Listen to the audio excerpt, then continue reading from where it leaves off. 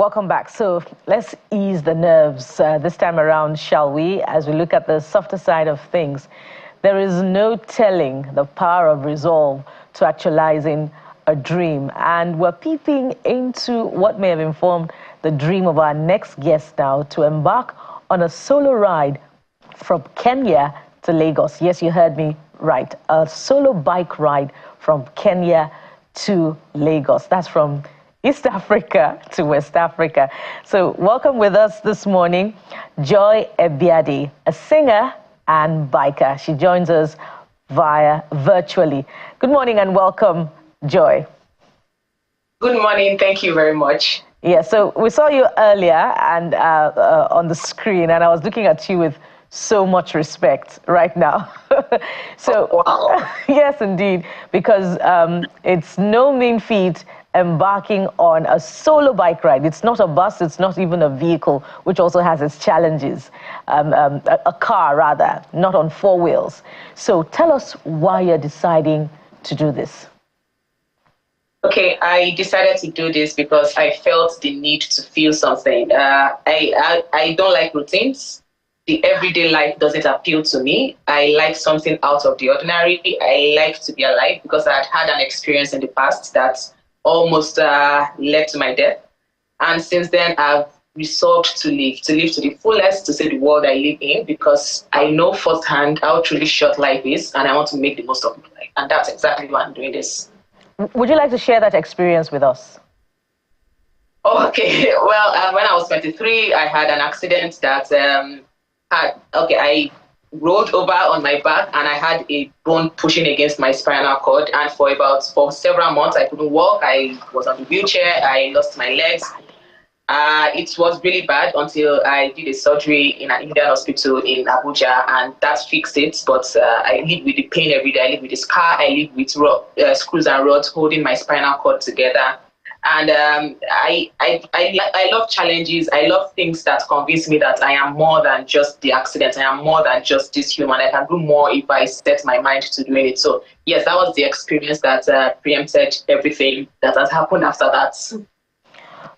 Interesting, very interesting, and commendable also, Joy. But who decides to build a house and does not count the cost? How much more, embarking on how many kilometers now? Is it 1,000 kilometers? Almost 12,000 kilometers now. 12, I'm at 11,900. You're already at 11,900? Yes, I'm about 13,000 now, but I'm removing the kilometers I had before I started. So now I'm at around 11,900. Fantastic. So you're coasting home already. So did you take stock of all of the requirements that you needed to put in place before embarking on this journey? And what were they? Where were those things? Help us understand the challenges that you have gone through already. Okay, so before I started, of course, I got a lot of information. I'd begun planning this since last year. I already knew I wanted to take this trip after buying the motorcycle, and I started planning. So I had a lot of information. I bought a lot of things for my journey. But interestingly, over time, over the journey, I have sent back a lot of the things that I packed, especially my camping things, because I needed something lighter. The more I travel, the more I realized that traveling lighter is better for me. Minimalism is a mindset. Needing too many things is also a mindset. And then when I sent back a lot of things, life was easier. The challenges I've gone through, too many. I've gone through too many challenges because I am a solo rider, and not just a solo rider, the weaker gender, as people put it. So because of that, it has been to my advantage and to my disadvantage. I've gone through a lot of security issues. I even had a snake jump on my head in Tanzania. That was a gruesome experience. I've had issues with my bike, having to fix it, getting stuck, and so on. But in all, it's all been an adventure. Every challenge, everything I've gone through has been an adventure. On screen now, I'm watching when I left Kenya. On this day when I was leaving Kenya, I knew I had the dream, but I didn't dare to think of the end because the end seemed too bleak, too far away. I can't believe I'm beside Nigeria now. It's just surreal. It's unbelievable. Okay. We do not envy you at all. And as Bukola said, This is a dream for some people. For some other people, it's a no-no. So I'm going to start from the first question Bukola asked you, which is the motivation. Because I need to bring in an angle that I've heard some people bring in. They're like, these rich kids, they don't have anything to do with money. So she's just thinking, let me go from Kenya to Nigeria. First, are you a rich kid? Do you agree with them? People would think, why is this what you're doing? Of all things in the world, why this? For starters, I'm not a kid. I don't have parents. I lost my parents when I can't remember their faces anymore even. So I grew up taking care of myself, my brothers, we took care of ourselves. I work every day. I'm traveling every day. Every night when people are sleeping, I'm working. During the day, I'm riding a bike. I seldom sleep. I am not a rich kid. I am working very hard for everything I'm getting. While I'm doing the traveling, I'm still doing social media, doing everything. I seldom sleep. I am hungry all the time. Even if I have money to eat, I don't have the time. My management has done a lot. I'm always stranded, getting stranded over and over again. There is nothing rich about me. There's nothing rich about me. My bank account is red. I am not a rich kid. I'm only living life. I love to live and I'm living life whether or not. Money is just material. Money comes and goes. Money is not a factor here. Living my life is the factor. So there you go, to all those who have shared that sentiment. Please, attention, as they always say in emails. But let's talk about your journey first. Where are you right now? This morning, I'm taking a ride to Douala. I'm in Yaoundé right now, the capital. And it's crazy here. It's like Oshodi, Lagos. Oh, my gosh. Okay, so fantastic. So you're close to home, literally. So you started from Kenya. I'm trying to look at your trip now. Started from Mombasa, you went through, then went to Uganda. Am I correct? Yep. From Uganda to South Sudan. No, that was the initial route. Why? Because I decided that my head is more important than the journey. I thought I wanted to keep my head. Exactly, because South Sudan is not a joke. No, it's not. So I changed routes. I started from Kenya, Mombasa, got into Uganda, then Rwanda, Tanzania. Second round, I went to Zambia, Angola, crossed the ship because land ended and it was sea. So crossed the ship into the Republic of Congo, now Cameroon, then Nigeria. Because I know your original plan was to go through the Trans-African Highway, as it is called. Yep. And you know, it's quite interesting. I mean, for you, this is, living life to the fullest, doing what you love to do. But it's interesting that we can actually pick some real life issues that we need to fix in Africa. We can pick it from your journey. Talk about intra-Africa travel. How tough it is to go within Africa. I mean, if you were to travel in the EU, and I'm not even trying to compare, if you were to travel within the EU, I mean, some tell you how enjoyable, how easy it is. You don't have to worry about a lot of things, whether you're a man, woman, an adult, or a kid. But for you, I mean, you've just said you had to avoid some routes because of that. So if you were, and I mean, a lot of leaders are watching right now, from your experience so far, what are those things you want them to fix about Africa? And it's quite interesting because you start from Kenya. We saw the protests, or we're seeing protests in Kenya right now. So speak to them, please, Joy. What are those things they need to pay attention to other than what they've been paying attention to? For starters, it's a shame that with my black skin, being African, the people I was getting information from, the European overlanders I've gotten information from, they can enter these countries way easier than I can with my passport, with my Nigerian passport. This has lasted over 4 months because I've had to apply for visa into every country individually. If I had traveled in Europe, for instance, I would have needed one visa. In West Africa, I would just need a visa. Here, around this place from where I started, it's only Rwanda I didn't get a visa from, and of course Cameroon. I would wait for visa, go to the embassies, apply. There was a time I applied, I paid, that didn't even work out with an agency. The money was taken. I've gone through a lot with visa, my time and everything. It is just really bad how we Africans are not borderless. It is ridiculous. I've suffered for visa so much. Then the roads. There are some countries that have great roads. Good. But with my 2 wheels, I've had it great because 2 wheels go anywhere. But it would be easier and better if the roads were better. It would be easier and better if the government of some countries would pay more attention to federal roads. Roads are called federal. It would make a lot of sense if more attention is paid to that. Those are the 2 main challenges I've gone through that I can think of right now. Yes, but the visa, oh my God, I really, really, really wish it could be fixed. having to get visa for Africans to go into African countries. Come on. It's quite sad. You're not the only one complaining about that. Loads of people have complained about it. I remember Africa's richest man, Dangote, was talking to one of the multinationals. I've forgotten the gentleman's name. And the gentleman can actually travel through Africa more than the richest man in Africa because of this visa issue. And it's just a sad commentary. I hope the authorities are listening to fix this. But let's talk about the food. I know you're not big. You're not a biggie on food. But somehow, I'm sure you stop by to munch a thing or two. In terms of variation, you're moving from Mombasa to mainland Lagos. Walk us through the food journey. Okay. So I kind of moved to Kenya in 2022. And that was where I bought my motorcycle and started this trip from. I struggle with the food there immensely. Now, if I was from any other country but Nigeria, maybe I wouldn't have struggled so much. But Nigeria has so much food. Oh, so many tribes, so much food. And then you go to somewhere and they're eating chapati. In my head, chapati is bread. I'm sorry. But chapati to a Nigerian is just bread. And in Kenya, they don't do breakfast, for instance. They just do bread and tea. In Nigeria, as a Nigerian, I want full food. I can eat eba in the morning. But in East Africa, oh my God, it was such a struggle. But moving down, Tanzania was a bit better for me. Tanzania had more food. But when I got to Angola, it got better. In Angola, I saw palm oil. I saw plantain. I'm like, oh my God, plantain, Nigeria, here I come. It was so good. Then here, when I started getting to Congo, I saw a Yoruba speaker. He told me where they sell amala in Point Noah in Congo. I'm like, oh, wait. In Cameroon, I went to a Nigerian restaurant. I have jollof rice right here beside me. So it was when I got to Angola, it started getting better for me with food. The blandness started reducing. But in East Africa, East Africans know. They know. They already know that we struggle. We can't struggle with their food.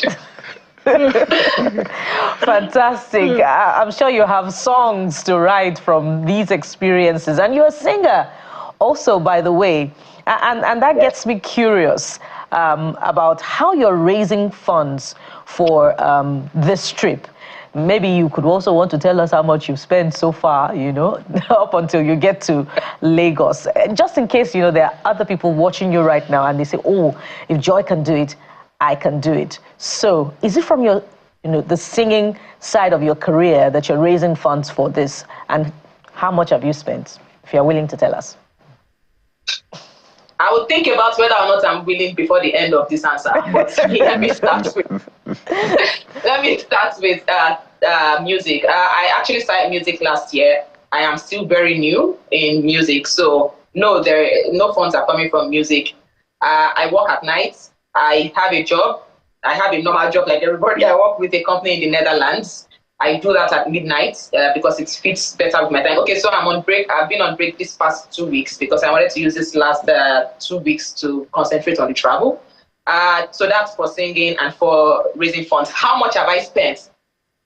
Okay, traveling with the motorcycle is supposed to be cheap, but when you think about the fact that I have stayed in a guest house or hotel every day for the past 4 months, I am in a guest house right now. Every single day for the past 4 months. With a camper van, for instance, I have a camper van in Kenya. If I travel with that, for instance, I only have to go, I could wild camp, I could go into camping sites. I started going into camping sites when I just started the first, say 3 weeks, but it was hard because this is the camping site right now. It was hard because then when it rains, it's hard. Then when I'm packing in the morning to start a trip, I'm already fatigued from packing all the camping stuff that it's tiring riding. So I stopped camping totally. I sent back my things. So because of that, accommodation has been crazy.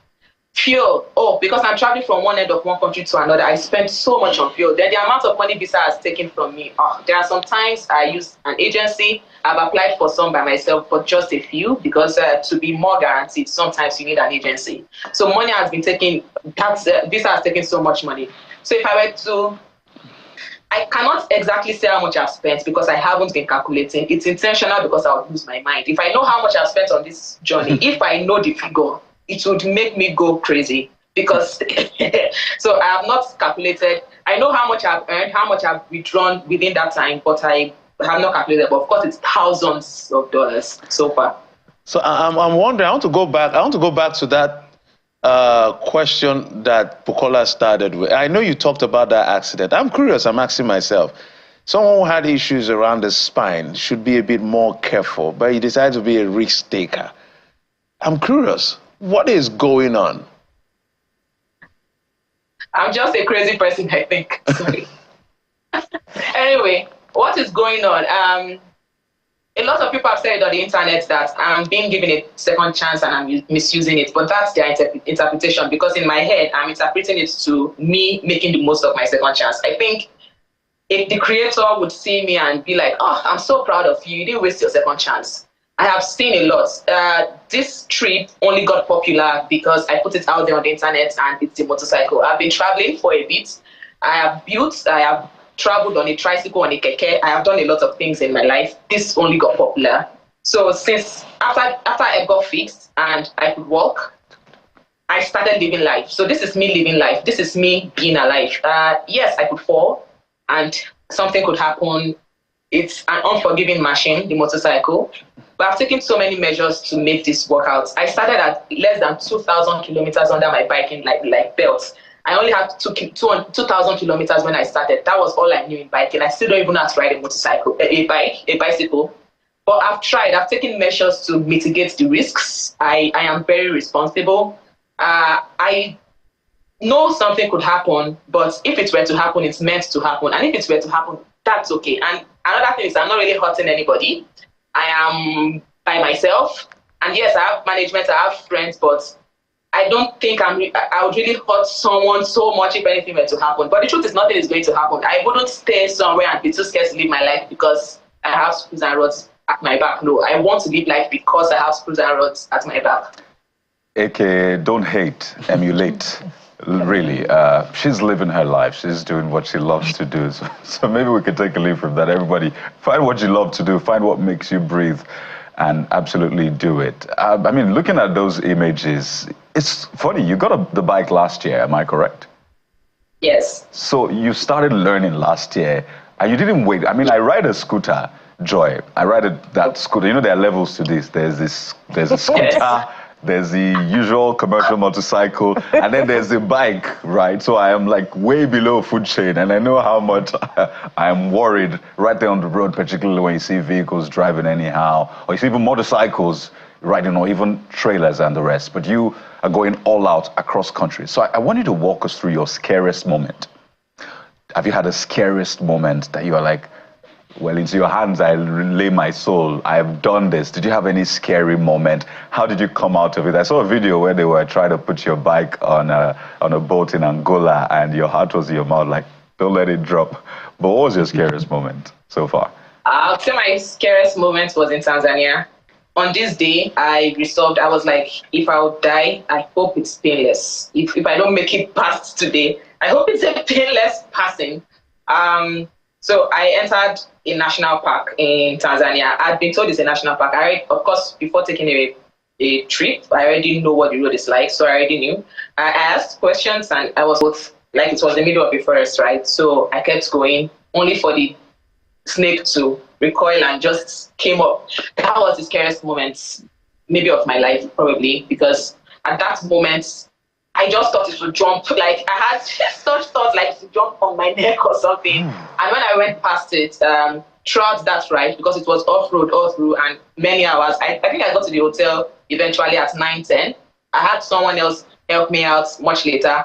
But throughout the time I was in the forest, the fear was crazy. So it wasn't even only about the snake attack. It was the fact that my heart would have given in the whole time I was riding in the forest, because after that happened, I was waiting for basically anything. I must have done the best ride that day, because there were times I was supposed to fall off road because the road was bad. My bike did not drop. For at least 6 hours, my bike did not drop, and I was going fast. I resolved to leave. I didn't know how much I needed to leave, like how strong my will to leave was until that day. I made it out, and that was the scariest on this trip so far, I'd say. Yeah. I hope people can take a leaf from that, really. I just have goosebumps all over. I just want to quickly ask, before I give this to Bukola, would you advise me to try that, or anybody at that, to try what you're doing right now, Joy? I would advise, okay, this is not for everyone. Not everyone has the heart, has the mind to do this. This is crazy. Let's be honest. This is just crazy. if you want to do it, then you have to be ready. I would advise anyone who has the heart to do it to try it. It's trial. If it doesn't work out for you, if when I started in Kenya and it didn't work out for me, I'd have stopped. If it doesn't work out for you, fine. But if it's something you think would help you live, would help you feel alive, drop. I'd say you should try it. Okay, when are you going to be arriving in Nigeria? On Saturday, I should arrive at the border on Saturday. Some bikers would meet me up there, but then I can't arrive in Lagos on Saturday. So Sunday, I should arrive at my destination, which is Lagos, on Sunday. So at the end of the day, what do you want people to get out of this experience for you? Because for you, you're living your life, but people are inspired. And maybe if there's a message you want to put out there, for people, what will it be? Okay, so this is travel. This is just travel. But to me, it's more than travel. People see me on the motorcycle going from one country to another, and they think it's about that. No. After this trip, my life will change. There is something that has shifted in my head. It's a great mindset shift. If I can't do it, then I'm not ready to do it. If I can't do it, then my mind is not ready to do it. Anything I set my mind to, I can do it. If I can do this, I can do anything. If anybody's going to take this out of this, whatever you are into, not travel, not necessarily travel, anything you are into, that thing you wanted to do, that step you've always wanted to take, that fear is crippling you, you can't do it. Just try. Because the truth is that time will pass anyway. This past 3-4 months, if I hadn't started, I would be in Kenya practicing U-turns and say riding to the supermarkets every day. The time still would have passed and I wouldn't have done this splendid, formidable thing. So that thing you are too scared of, the time will pass. Try it. It's trial. If you fail, it's not a failure. You've just learned that you shouldn't do it that way and you try another way. Keep trying. There is nothing you can't do if your mind is ready to do it. Amazing. As you spoke, I was imagining a lot of things that could have happened as you rode in the forest. Your bike could have, developed a fault. You could have run out of fuel. I wonder if any of those things happen. But, beyond that, we're glad we're having this conversation with you and we can see you. You are hale, you're hearty, you're vibrant. They say travel is another kind of education. So tell us what you've learned, from this experience about Africans, particularly also the lessons that Nigerians can learn from what you have, gathered in terms of knowledge from all of these countries that you see. Okay, I've learned that the world is wicked, but not that wicked. The media, things we see online, make us know that the world is wicked, especially Africa. But it's not that wicked. I've found kindness. I've found favor, mercy. Anywhere I go to, people smile at me. People want to help me. Anybody who sees me, they want to do something good for me. They want to do something into my life. They want to be a part of this. Africa is beautiful. Africa is kind. Africans are great. Yes, the media says things happen, and things truly happen. But there is also kindness in the world. Humans are humane. They are kind. We can take that away from that. We don't need to be so scared of ourselves because people are good, people are kind. People see other humans as actual humans. And Africa is a community. I feel like this scheme brings us together. It's a community of great people. There is so much togetherness. And what Nigerians can learn from this is that we are all one. We are all saying the same language, even though it's not the one that comes out of our mouths. We all understand laughter. We all understand dance. We all understand greatness, sweetness, kindness. So yes, I've learned a lot about Africa. Oh my God, I've learned a lot about Africa. I've learned a lot about motorcycling. I am so different from the person who left before, who started this journey. I've learned a lot. And if anybody's going to take anything away, it would be that you can do a lot. You can do anything you want to do in this world as long as you have the will to do it. I was going to say that maybe Nigeria should send you to space since we already had that agreement. Maybe you should be the one who's... Do you mind? Joy, do you mind us? I don't. You don't mind, no, right? I don't. You'd love to be the one to go to space. Nigeria. So this is what we'll do. You're arriving in Lagos on Sunday, right? Saturday. Yep. No, you're arriving in Nigeria Saturday, Lagos on Sunday.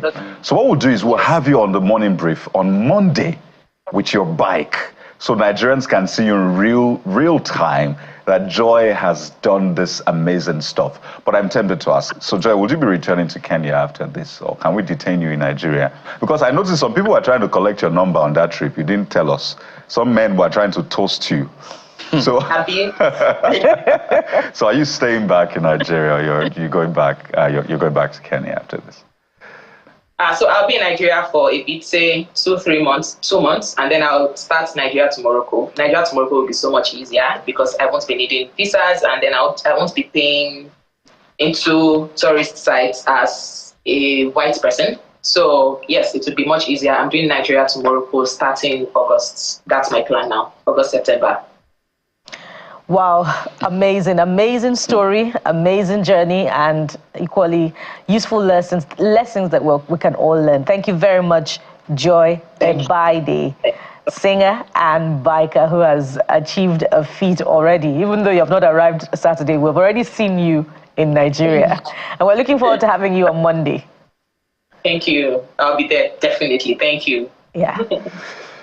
All right. Guys, Joy has thrown you the challenge, so you better take it on. How many of us are taking on this challenge? I skip.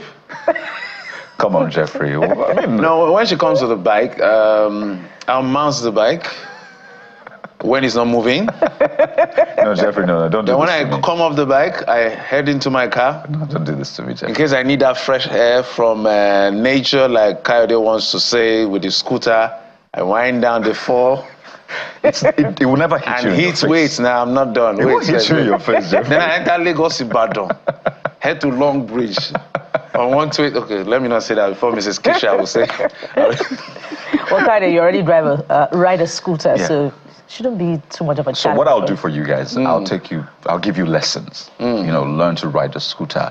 They'll we'll start from maybe Oshodi to Berga, and then we'll build it up. Under your scooter. No, you will get yours Hello. too. You know. Kade, thank you, but no thank you. Joy has done that on my behalf, so I've achieved the feat already. I think what is intriguing about her for me is her resolve. Right. So this wanted to kill me. I'd rather kill it. Just attack the fear. She literally is attacking the fear. And I think it's a lesson for everybody. But I think we have some messages on WhatsApp. Okay, this should be from X. The ASU FG disputes. This is from Atinuke_TK saying, universities should earn what they need by charging fees, doing research and admitting students from other African countries. The government on its part should provide low-interest students loan to deserving students who show academic potential. I know the government has a students loan scheme, by the way. That's the Nile Fund, and I understand that they had to slow down for the states, so that's been postponed. But yeah, absolutely, Nile Fund, it'll be good to see what comes out of that. And this one is from Professor Imonoka Inakina, who says, we need government that is bold enough to shoulder or honor the financial impasse of past and present agreement between ASU and the federal government. It doesn't have to be this way. Government needs to be open to a truthful and transparent approach in resolving the issues crippling the education sector. And it would be, another world record when this issue is resolved, because it's 24 years, Jeffrey, by your calculation. 15 years of this, their agreement, but in 24 years, they've gone on strike for at least 16 times, which comes to over 4 years cumulatively. I did the research, I did some math. So the agreement was 2009. The agreement was 2009. This agreement, so renegotiation on and off. Back and forth. They paid, I think they were supposed to pay about 1.something trillion, some tranche were paid, and all of that. It's a long story. It's a long story. But that's where we anchor today. Thank you so much for being a part of the show. If you don't remember anything from today's show, remember the words of Joy. You can do anything if you put your mind to it. So go out there and do great stuff. I'm Coyote Okikulu. And don't forget, Sunrise Daily is up next. So stay with Channels Television. Join us again tomorrow. I am Bukola Koka. Your company is always appreciated. Thank you for watching. I'm Jeffrey Uzomo.